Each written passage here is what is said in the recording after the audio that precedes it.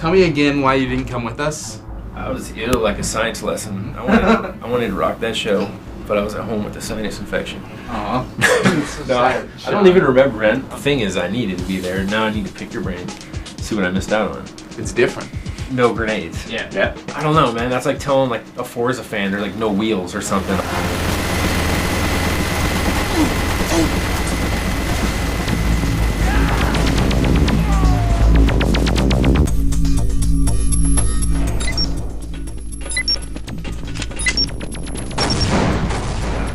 The grenades are often so effective that you know, they were one of the ways that people were winning games.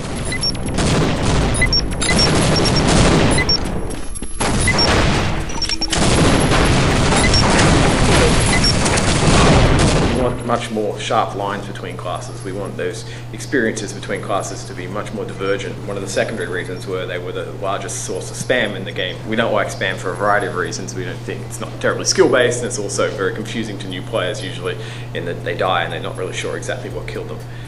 So that's why we removed it. And of course, one of the things we have to do as designers is to make sure that we haven't hurt our game. Grenades are huge. I mean, they were like the scourge of the game. They were its Achilles heel, but they were also one of the things that differentiated gameplay in that more than anything.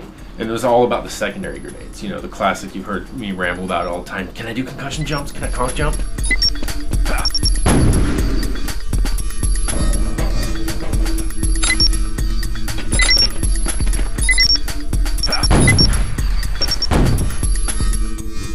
I think there was always a fear that it was going to end up being kind of like the same game as TFC, but you know, like Right. with new graphics. Yeah, so I guess I would have been expecting like maybe like new, rebalanced, and like even crazier secondaries. And one of the main things we felt that removing grenades did was remove some decisions from the players. And so we wanted to give you equivalently interesting ones in Team Fortress 2.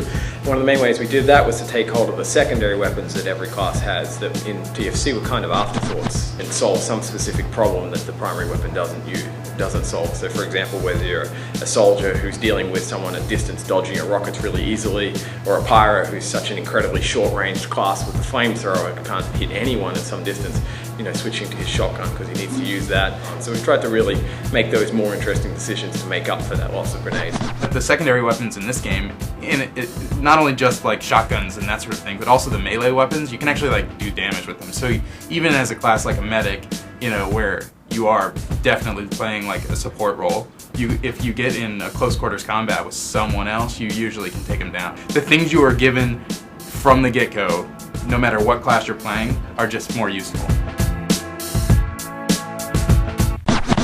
And before I was wondering how it was going to feel on consoles, whether or not you'd even be able to play a game like Team Fortress. Do they take those out for the console? You know, if you're playing competitively as a soldier, you might come in, you have a grenade charged, you do a rocket jump that does splash damage against an opponent. You Right. know, confuse him. While you're in the air, you drop your grenade, which is then primed. It explodes on his head, and then you fire a second rocket on his head. That sort of maneuver seemed like really unlikely, you know, on this. So I just was wondering, because that's the last thing I want to hear is that they made these changes on the PC version because they're making one game for all three platforms. After playing Team Fortress 2, I could definitely see playing that on a 360 controller and having no problem with it. So.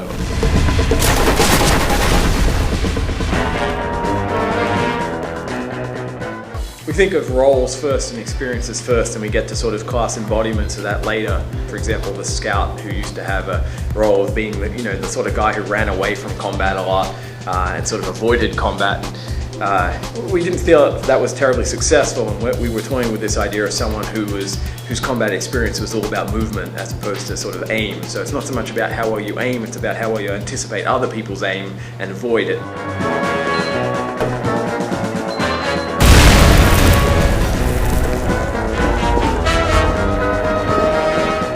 Multiplayer is a constant battle of balancing, you know, especially when you have 9 different classes and they all have different capabilities, and they're very analog. You know, how much should you reward a great sentry gun placement on the engineer's part versus, you know, really good aim on the soldier's part. I think one of the biggest problems is always trying to make sure classes are really distinct, which is something we I think we're a lot happier with in Team Fortress 2 than we were in, say, older versions of Team Fortress.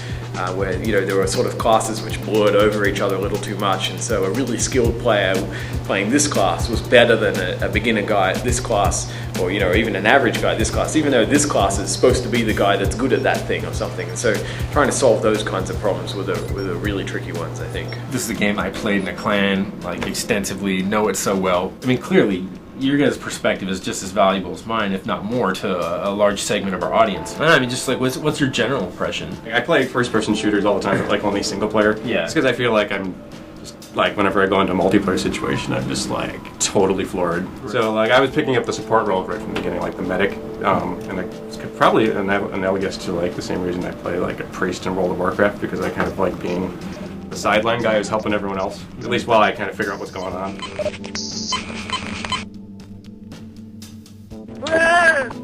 We've always been unhappy with medics in our FPSs in the past. Like building a good support class that people want to play is a real challenge, where you can feel valuable, but at the same time, you shouldn't have to give up some part of your fun because you know that it will be valuable for the team. You should play a medic because it's more fun to play a medic than some other class.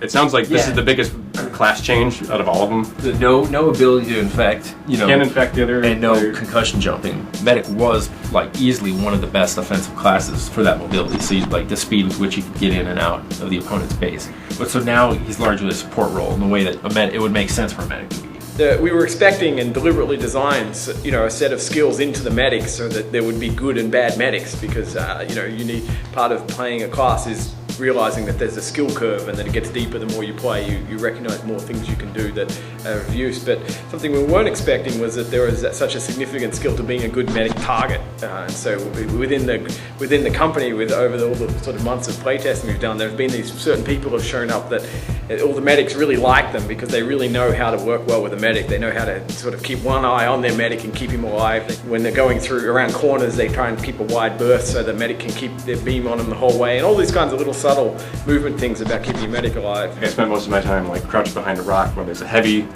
turn shit up over there, and just with my linked heal gun healing him. And then eventually, as you heal, this bar fills up, and then you're both invincible, so you can start making a push across the field.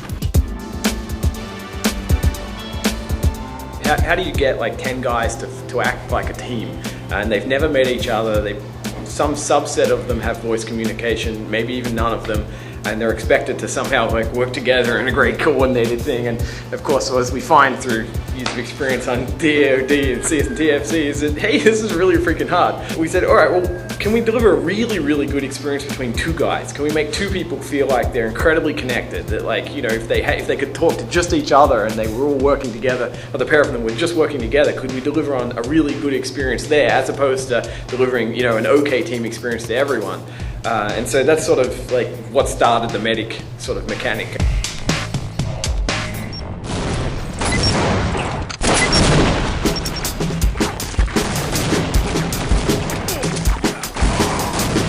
If you play a game of Counter-Strike, there's these euphoric moments where you happen to kill 3 or 4 guys in a row and you're on top of the world, and then there's these times when the enemy killed 3 or 4 of you in a row and so on. And one of the things we were unhappy about with Team Fortress Classic was it tended to be a very steady experience. The medic's invulnerability is one of those solutions that came out of that kind of thinking.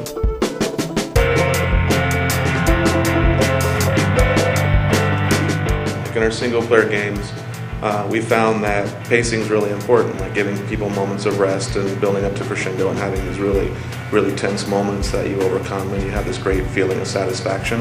And it's basically the multiplayer kind of way of handling that kind of same scenario as far as building some pacing into the game.